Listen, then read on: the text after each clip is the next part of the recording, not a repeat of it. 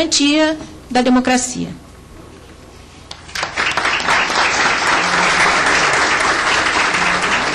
Agradeço a senhora Glória Maria Merola da Costa Bastos pela sua exposição. Saliento também a presença do deputado Edinho Bess conosco, deputado sempre atuante, presente nesta casa. Passo a palavra agora ao senhor Rudinei Marques para a sua exposição, presidente do UNACOM Sindical. Vossa senhoria dispõe de até 15 minutos.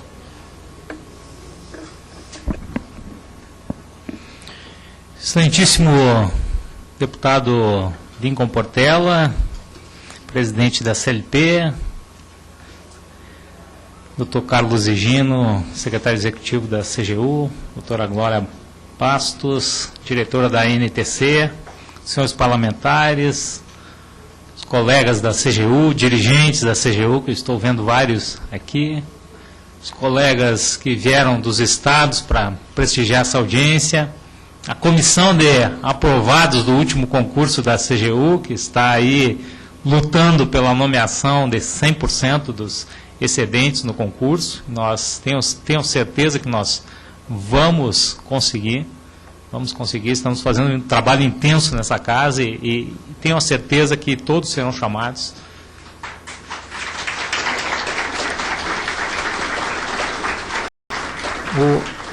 Deputado Lincoln Portela, o Sindicato Nacional dos Analistas e Controles de Finanças tem um histórico de 25 anos de luta pela criação dessa carreira. Ele surge antes da criação da carreira, como associação, depois se transforma em sindicato, e tem um histórico de luta para a criação da carreira, para a estruturação do Sistema Federal de Controle Interno e das finanças públicas do país. Então, a nossa luta é antiga.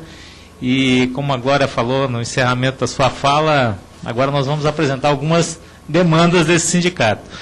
Sem antes dizer que a CLP tem tudo a ver com a CGU, né, porque ela é uma comissão que promove a integração de entidades, de organizações sociais. Aqui é uma comissão aberta justamente à participação dessas entidades. Nós temos, inclusive, projetos para apresentar para a CLP hoje, e gostaríamos de dar continuidade a esse diálogo que estamos iniciando aqui agora.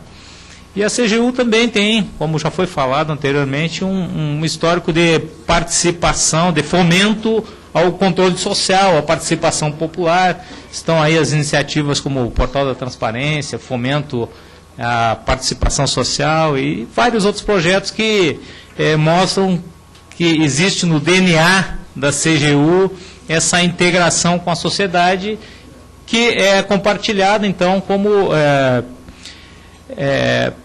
razão de ser da própria CLP. Então, acredito que temos muito a caminhar em conjunto e por isso que estamos realizando essa audiência aqui hoje. E é um momento mais do que oportuno, não só porque hoje se comemora aí o aniversário de 10 anos da Controladoria, com esse nome. É bem verdade que o órgão é mais antigo, mas com esse nome surge lá com a Lei 10.683, em 28 de maio de 2003. Então, é bastante oportuno que estejamos comemorando nesse momento, mas não só por isso.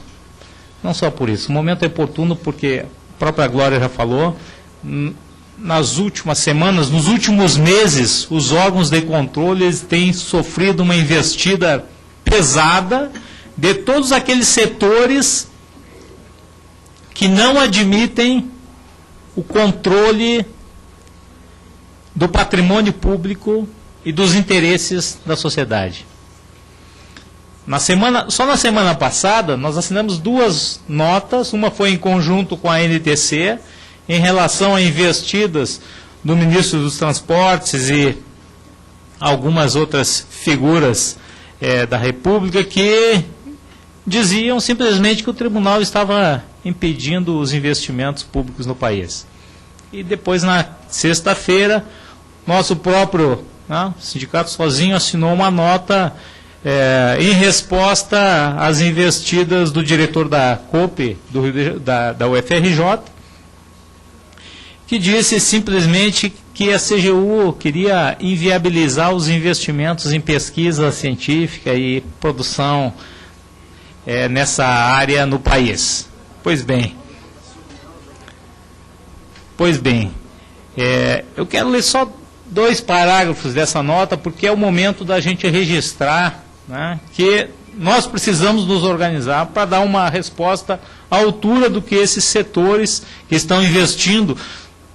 Lembrem da própria PEC 37, que quer tolher as atividades do Ministério Público. Então, é TCU, é CGU, é Ministério Público, e nós precisamos nos organizar. Ontem eu saí aqui do Congresso à tarde, vinha chegando um caminhão de livretos com as ações que o Ministério Público tinha feito na última década, né, que resultaram em punições exemplares e tudo mais.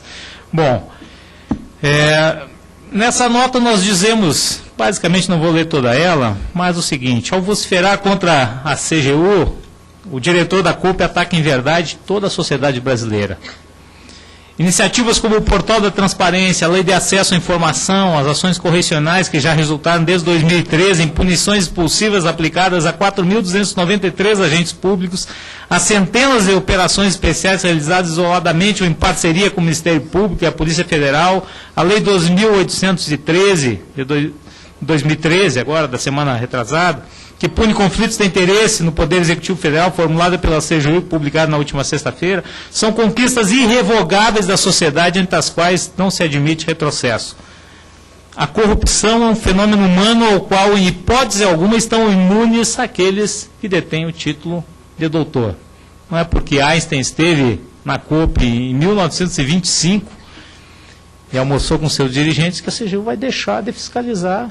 É uma entidade desse porte, que recebe recursos privados, é bem verdade, para financiar atividades do Estado, mas o controle precisa estar atento. Por fim, até que tenhamos uma sociedade desenvolvida bastante a ponto de colocar o interesse público acima dos desejos pessoais, o Estado não pode prescindir de instrumentos eficazes de controle que garantam a correta aplicação de cada centavo arrecadado dos cidadãos.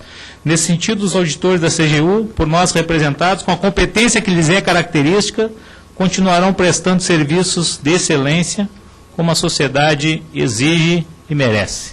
Eu vou deixar uma cópia para o presidente da CLP e peço que seja dada ampla divulgação nas redes virtuais do Congresso. Bom, a ideia nossa era fazer, nesta audiência pública, proposta do próprio deputado Lincoln Portela, quando o visitamos, lá no dia 24 de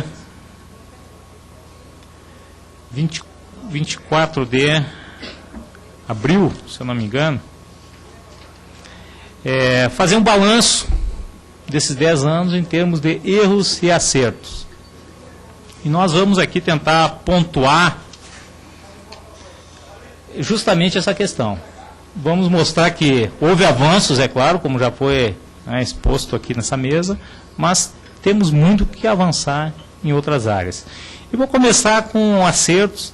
Acredito que a questão da inovação e da criatividade, numa área em que é muito difícil ser criativo, né? Porque a gente olha para a auditoria, fiscalização, parece coisas pesadas que não tem mais nada de novo a ser feito. Pelo contrário, tem muita coisa a ser ainda produzida.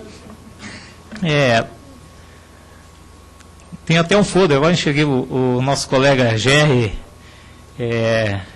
Ed Coelho, que foi chefe da CGU do Rio Grande do Sul, quando eu lá trabalhava, e ele tem uma proposta lá da CISET Presidência da República de auditoria participativa. Foi feita uma primeira iniciativa lá por conta das obras da Copa na cidade de Natal, e é uma forma de integrar a sociedade no processo auditorial. Iniciativa que nós passamos até o folder para a CLP, para que possamos trabalhar em conjunto e, se for possível, criar alguns normativos para fundamentar essa atividade por meio dos controles, né, dos órgãos de controle. Mas a questão da inovação e da criatividade, ela é evidente se a gente dá uma passada lá no próprio portal da CGU. Portal da Transparência, programa de fiscalização a partir de sorteios públicos, a lei de acesso à informação, A estruturação e fortalecimento dos sistemas de correição e ouvidoria em âmbito federal e várias outras iniciativas. Já foram muitas delas referidas aqui, não convém repetir, até porque o tempo é curto, mas várias iniciativas nessa linha. Outro ponto que é um acerto inegável é a questão da transparência que logrou, né, com a qual a CGU logrou uma grande credibilidade junto à população e os outros órgãos parceiros, né, Tribunal de Contas, Ministério Público, Polícia Federal. Os relatórios de auditoria, eles são públicos, eles estão na página da CGU, com respostas à sociedade. E isso é uma conquista inegável e que não se admite retrocesso. Só temos o que avançar nessa direção. Parcerias e articulação social. Vários entes da sociedade civil organizada constituíram ao longo desses 10 anos uma parceria forte com a CGU, que realizou em 2012 a primeira Consocial, que reuniu mais de 2.000 delegados da sociedade civil em Brasília no ano passado. Quase 3.000 municípios se integraram nessa atividade e produziram várias diretrizes que agora passam a constituir um norte de ação para a CGU e para o Estado como um todo. Programas específicos de fortalecimento de gestão e estímulo ao controle social, a Estratégia Nacional de Combate à Corrupção e Lavagem de Dinheiro. Então, várias iniciativas que mostram de forma contundente essa parceria, essa articulação com várias entidades aí da sociedade civil. Então, para ficar por aqui nos acertos, o tempo corre rápido, nós vamos entrar em alguns problemas que precisam ser enfrentados. Hoje, a maior parte do orçamento da União não sofre qualquer fiscalização. Pensem nos 45% de juros, amortização e rolagem da dívida, serviço da dívida, nada disso é auditado. Apesar de nós termos tido aqui no Congresso em 2009, 2010, uma CPI da dívida que levantou vários problemas. Propriedades, irregularidades, títulos já quitados, que o Brasil ainda continuava remetendo divisas para o exterior. Então, quase metade do orçamento não sofre nenhuma fiscalização. Nós temos também um problema muito sério no âmbito da CGU, que é em relação às auditorias na área da saúde de média e alta complexidade. Ora, o DENASUS está quebrado. O DENASUS, nós até hoje teríamos aqui a presença da colega Jovita, que foi presidente do Sindicato dos Auditores do SUS. Ela luta para a criação de uma carreira. Hoje não existe uma carreira. Então, o próprio DENASUS não audita, a CGU não audita, e 40% de todo o recurso da saúde que é destinado a média e alta complexidade quase que não sofre auditorias. Nós precisamos avançar nessa questão. A questão do orçamento é um problema gravíssimo, o deputado Lincoln Portela já citou aqui. A CGU trabalha com um orçamento muito enxuto, isso impede investimentos, aquisição de equipamentos. Tem colegas do Norte, sabendo que nós viríamos para a audiência, eles pediram para eu enfatizar esse ponto. Colegas vão fazer auditorias, fiscalizações em municípios distantes, vão de lancha, passam pelas maiores dificuldades, às vezes sem um rádio de comunicação, e ficam à deriva. Então isso é inadmissível. E a CGU vem com um orçamento congelado há muitos anos, sem condições de investir numa área assim, o controle tem que investir pesado, treinamento, capacitação, equipamentos de ponta, sistemas informatizados, e sem dinheiro como é que se faz isso? Então, sem investimento, não tem como fazer um controle à altura daquilo que a sociedade espera. E agora, eu vou entrar numa das questões que é mais sensíveis e mobilizou boa parte dos colegas que estão aqui com as camisetas da comissão de aprovados do último concurso da CGU, porque nós hoje, aliás, estamos divulgando um panfleto que deve estar sobre a mesa de todos, com o quadro de pessoal aprovado da CGU, e o número de servidores efetivos. mostrando de forma cabal e irrefutável que mais da metade desse quadro não está preenchido. Então, nós precisamos tomar uma medida urgente para resolver essa situação. Isso tem acarretado problemas tremendos no âmbito do controle. A sobrecarga de atividades é violenta. Nós fazemos hoje auditorias que demandariam muito mais tempo e alocação de homem-hora, e por não termos pessoal, muitas vezes temos que fazer um trabalho muito pontual, quando situações ensejariam um trabalho mais profundo. É impossível, por exemplo, fazer uma auditoria num grupo hospitalar de Conceição, que eu já auditei várias vezes lá no Rio Grande do Sul, numa Petrobras ou numa Universidade Federal, com uma semana de trabalho de campo. Não tem condições. Tem condições, são orçamentos gigantescos, 600, 700 milhões, 1 bilhão, para ver em uma semana, isso não tem condições. Então nós precisamos realmente completar esse quadro de pessoal. O ministro Jorge Raj, em 2011, ele pediu 600 vagas, o planejamento autorizou 250, que não são nem a metade do número de evasões que nós tivemos desde o último concurso, que foi em 2008. Saíram 600 servidores, nós tivemos agora o ingresso de 250. Além disso, nós tivemos, desde a autorização do concurso, 35 vacâncias. Então, 635 vagas que tem que ser imediatamente preenchidas para nós conseguirmmos repor aquele quadro que tínhamos lá atrás. Então, não adianta a CGU crescer em termos de acúmulo de funções e o número de servidores cair vertiginosamente, como vem caindo nos últimos 5 anos. Então, sei que o deputado já nos atendeu, recebeu a comissão de aprovados, encaminhou o seu requerimento para indicação ao Ministério do Planejamento. Pedimos que a própria CLP faça reforce esse pedido à ministra Miriam Belchior, porque sem pessoal não tem como nós termos um controle de excelência. E além do cargo de TFC, nós temos um problema com o cargo de técnico, que hoje está sendo levado à extinção. Aquela tabelinha lá dá o quadro preciso. Nós teremos, pelos nossos cálculos, daqui a 5 anos, apenas 100 técnicos na CGU. Ora, os técnicos, vamos olhar agora, fez uma retrospectiva da situação, nós precisamos olhar lá para trás, para vermos que os técnicos, por muitos anos, foram a maioria e carregaram o controle interno nas costas. Os técnicos têm um papel fundamental.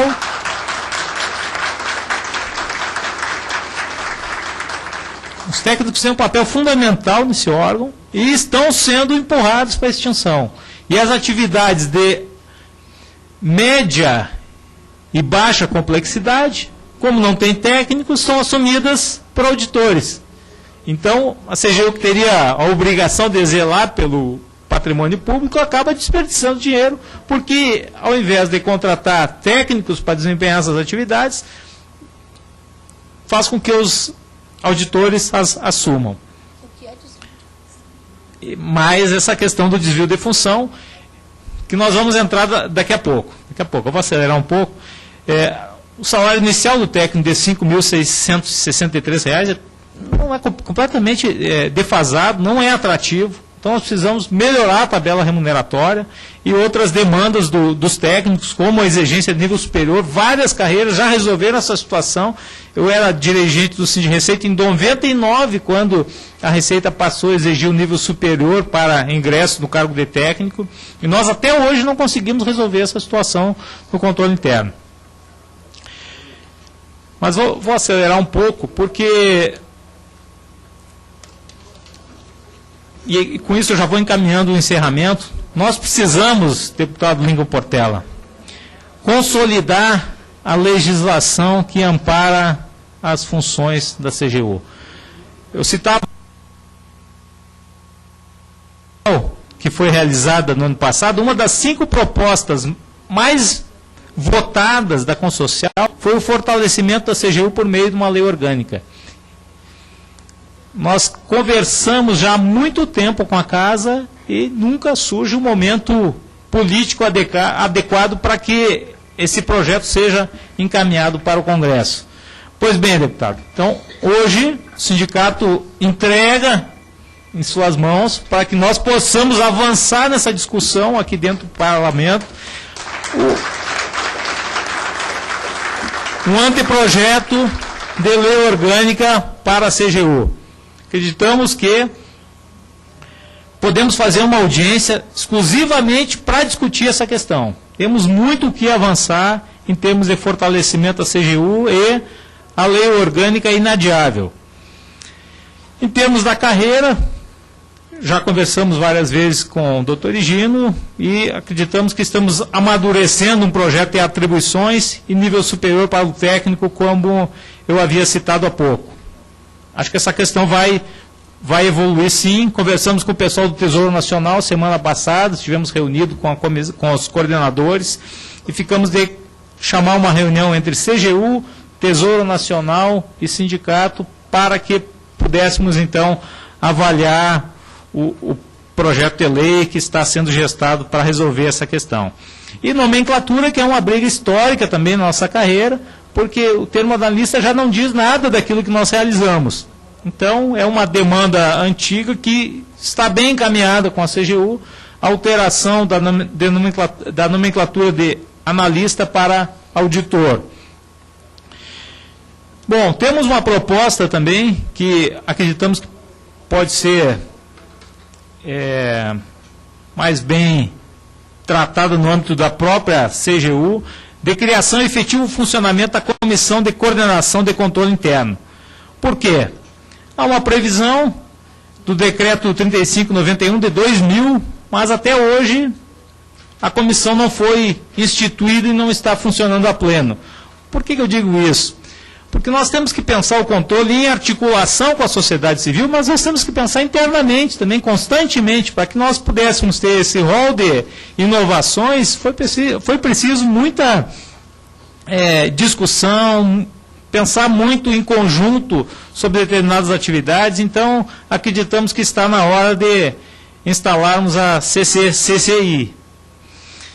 E, por último, realizar processos de seleção interna. Teria vários outros pontos, mas eu acredito assim que a CGU, como um órgão que prega a transparência para o público externo, para os órgãos da administração pública, internamente ela não tem como não agir de forma totalmente transparente. Então, acreditamos que a CGU pode criar mecanismos de seleção, dando uma transparência total ao preenchimento de cargos em comissão. Esse é um ponto que, com certeza, nós podemos evoluir muito. E, por fim, não poderia deixar aqui de registrar um agradecimento. Poderíamos citar várias pessoas, mas acredito que duas delas estiveram intimamente ligadas a esse sucesso que a CGU teve nos últimos 10 anos. E a primeira é o nosso ex-ministro Valdir Pires, que hoje retomou a vida parlamentar e é vereador em Salvador, inclusive está enfrentando uma parada muito difícil hoje lá na Câmara. O ministro Valdir Pires deu uma contribuição extremamente importante para que a CGU fosse o que ela é hoje, e fica aqui o registro do nosso agradecimento. E uma outra pessoa que contribuiu muito também, nós não poderíamos deixar de mencionar o seu nome, que aliás é servidor do Senado Federal, é o Dr. Luiz Navarro, secretário executivo por muitos anos da CGU, que antecedeu o doutor Higino, e uma pessoa que contribuiu muito para que o controle atingisse esse grau de excelência que a sociedade hoje comemora. Então, meus amigos, encerro por aqui e agradeço a atenção.